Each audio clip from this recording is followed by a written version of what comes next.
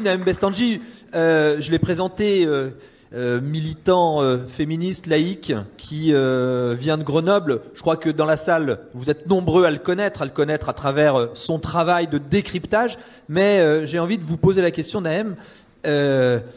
Finalement, comment est-ce que tout le travail que vous faites est arrivé? Quel a été le moteur au départ de votre engagement?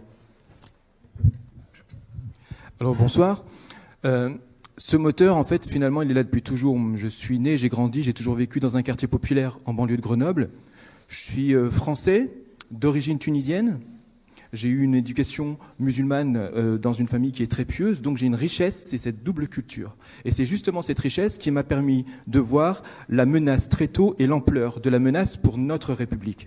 J'ai vu les premières dérives dès le début des années 90 dans mon quartier, à la fois en tant qu'habitant, au sein de ma famille également, en France et plus tard en Tunisie. C'est arrivé en France d'abord et en Tunisie après, ça aussi ça veut dire beaucoup de choses. Et j'ai aussi vu ces évolutions, qu'elles soient urbaines, la ghettoisation des quartiers, les problèmes sociaux, la ghettoisation ethnique, et aussi l'irruption de l'intégrisme religieux. Et tout ça est lié. Et donc aussi à travers mon militantisme associatif dans les associations de quartier. Ensuite, j'ai été professionnel de l'animation socioculturelle dans le cadre de mon travail auprès des jeunes et des enfants et des familles. Je voyais toutes ces évolutions-là. Et il se trouve qu'au début des années 2000, il y a eu le mouvement Ni pute ni soumise qui a été lancé. J'ai participé au développement de ce mouvement. J'avais créé le comité à Grenoble en janvier 2004. Et là aussi, à travers ce comité, à travers les actions qu'on menait, notamment des interventions au milieu scolaire où on entendait exactement les mêmes choses que vous à l'époque, en 2004, 2005, 2006. Et on était très inquiets, mais j'avais besoin aussi d'avoir un certain recul à chaque fois. Nous étions dans l'action, dans la réaction. J'avais besoin de comprendre pourquoi est-ce que c'est arrivé à cette époque, pourquoi pas avant, pourquoi pas après, pourquoi c'est arrivé, et en plus partout en France et même ailleurs. J'avais besoin de prendre du recul sur tout ça, donc comme je suis un passionné d'histoire, j'ai entamé des études d'histoire et dès que je pouvais, je m'orientais sur l'histoire des femmes, sur l'histoire de la laïcité et progressivement, je me suis orienté sur l'islam radical et les femmes. Donc là, j'ai pu comprendre certaines choses, beaucoup de choses.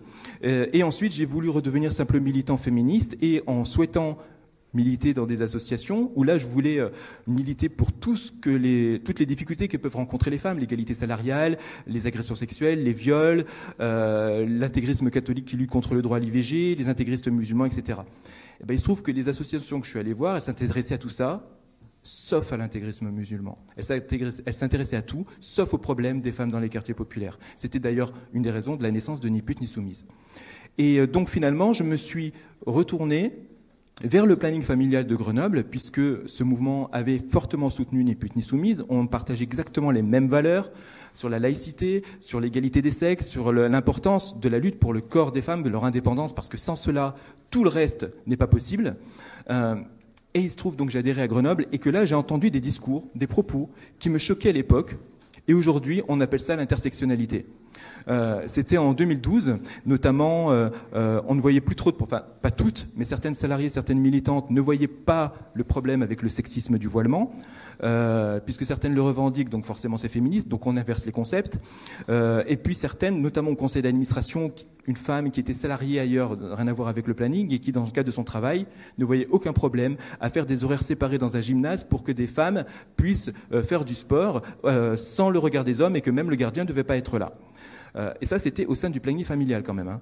Donc moi, j'avais voulu proposer mes compétences. Enfin, je veux dire, j'avais une expérience personnelle, professionnelle, j'avais travaillé sur ces sujets.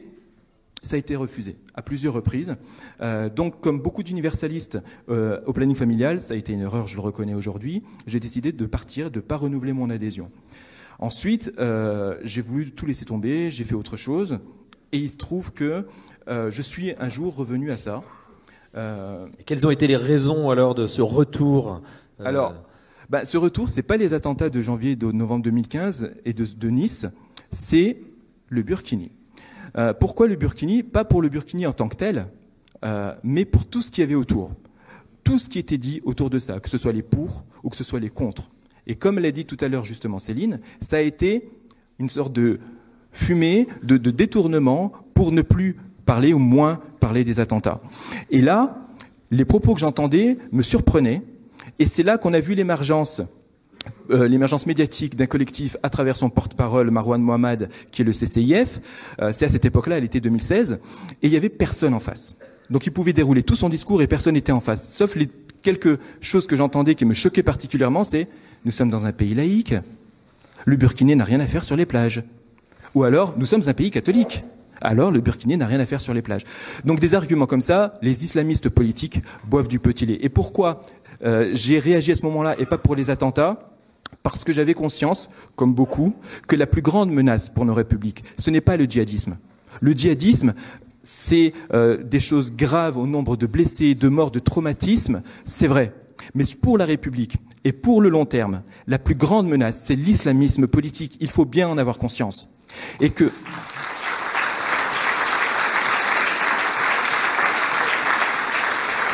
Toutes les avancées de la progression du voilement, parce que le voile, quoi qu'on en dise, c'est un symbole de l'intégrisme musulman. Ça ne veut pas dire que les femmes qui le portent sont toutes islamistes, c'est ça qu'il faut bien comprendre. Je parle des prêcheurs, je parle de ceux qui prescrivent le voile, ce sont tous des intégristes.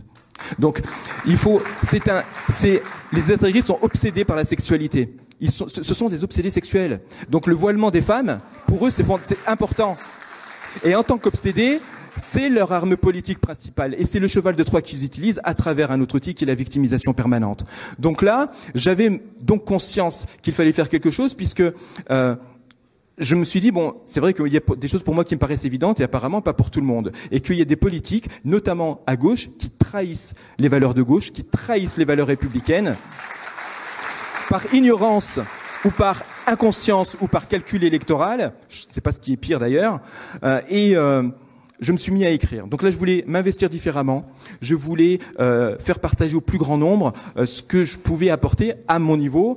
Donc j'ai commencé à écrire d'abord sur les réseaux sociaux. Ensuite, j'ai créé mon site internet, mon compte YouTube et être publié ensuite dans différents médias de presse.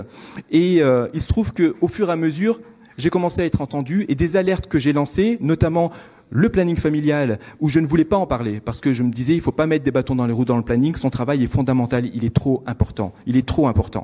Mais, en août 2017, ce qui se passait en interne a commencé à sortir en externe, parce que pour la première fois, le planning familial soutenait officiellement l'association LALAB. Donc, là, je me suis dit, c'est plus possible. Là, j'ai écrit 2-3 articles, j'ai voulu lancer des alertes, ça a un peu passé, mais pas tant que ça. Par contre, en septembre 2018, le planning familial de Marseille, sur sa page Facebook, avait publié un dessin apporté des États-Unis où on mettait en scène une femme voilée et à côté une femme qui était en sous-vêtements en disant que les deux étaient féministes parce qu'il y en a une qui est vraiment pudique et l'autre qui l'était un peu moins, avec des langages qui étaient donc intersectionnels, avec empowerment, etc. Ça a choqué beaucoup de monde, dont moi. Beaucoup de féministes et de laïcs sont intervenus sur la page du planning familial de Marseille pour dire leur indignation et une internaute qui avait pris par l'absurde, bon bah alors ok, donc pour l'excision aussi on relativise, les gens font ce qu'ils veulent, et le planning familial a dit nous ne sommes pas universalistes et chacun fait ce qu'il veut, qui sommes-nous pour critiquer la culture des autres. Donc c'est profondément choquant. Donc là j'ai décidé d'écrire un texte, pas sur mon site mais sur ma page Facebook, et là j'ai été entendu. Ce texte a été repris dans Marianne et c'est là que l'alerte est partie sur le planning familial. J'ai écrit un deuxième article pour alerter sur ce qui se passait aussi au planning de Blois. Une militante du planning qui est aussi une militante islamiste, donc je passe les détails, mais l'alerte est lancée aussi. C'est là que Charlie Hebdo s'est intéressé à ce sujet. Donc le premier article sur Charlie Hebdo était en grande partie inspiré des miens, et ensuite Charlie Hebdo a fait ses propres révélations, a apporté de nouvelles choses, de nouveaux éclairages sur ce qui se passait au sein du planning familial. Donc et il y a eu le congrès de Niort en octobre dernier, et là Charlie Hebdo est allé sur place et a interviewé des salariés universalistes qui ont dit s'il n'y avait pas eu ces alertes, peut-être qu'on n'aurait pas pris conscience du problème à l'intérieur du planning. Donc je suis contente d'avoir à mon petit niveau pu contribuer à ça, mais aussi par rapport au Burkini, je ne vais pas détailler là-dessus, mais notamment à Grenoble, où là j'ai fait plusieurs écrits et j'étais sur le terrain pour lutter contre ça. Donc il y a ce côté positif où je suis entendu, mais il y a aussi les côtés négatifs. Oui, parce que... Pour conclure, je suis désolé. Oui, d'accord. Alors, ces côtés négatifs, c'est que, bon, au-delà des menaces et des bougnoules et d'arabes de service qui ne viennent pas de l'extrême droite nationaliste, mais de l'extrême droite musulmane, ce qui est difficile, c'est que d'abord, c'est cette alliance entre une partie de la gauche et une partie de l'extrême droite musulmane. Ça, c'est horrible. Le summum de cette alliance, ça a été le 10 novembre dernier. Donc ça, je vais pas en reparler. Mais pourquoi le Rassemblement national ne s'est pas trop exprimé sur cette manifestation? Parce que cette partie de la gauche et les islamistes, ils ont fait le boulot. Pourquoi s'exprimer là-dessus? Ce sont des machines à voix pour l'extrême droite. Donc Clémentine Autain, Madame Benbassa, je crois que c'est son nom, j'ai peur de l'égorger, elles peuvent être membres d'honneur du Rassemblement national aujourd'hui. Je veux dire, Jean-Luc Mélenchon... Je vais conclure. Jean-Luc Mélenchon, il pourrait carrément être nommé directeur de la communication du Rassemblement national maintenant. Et Monsieur Corbière pourrait me traiter de salaud s'il a envie. Ce que je veux dire par là, c'est que nous, dans les quartiers populaires, on est pris en étau entre les racistes de toujours, l'extrême droite nationaliste, les islamistes et aujourd'hui une partie de la gauche. Et il faut que cette gauche retrouve sa boussole, retrouve ses valeurs.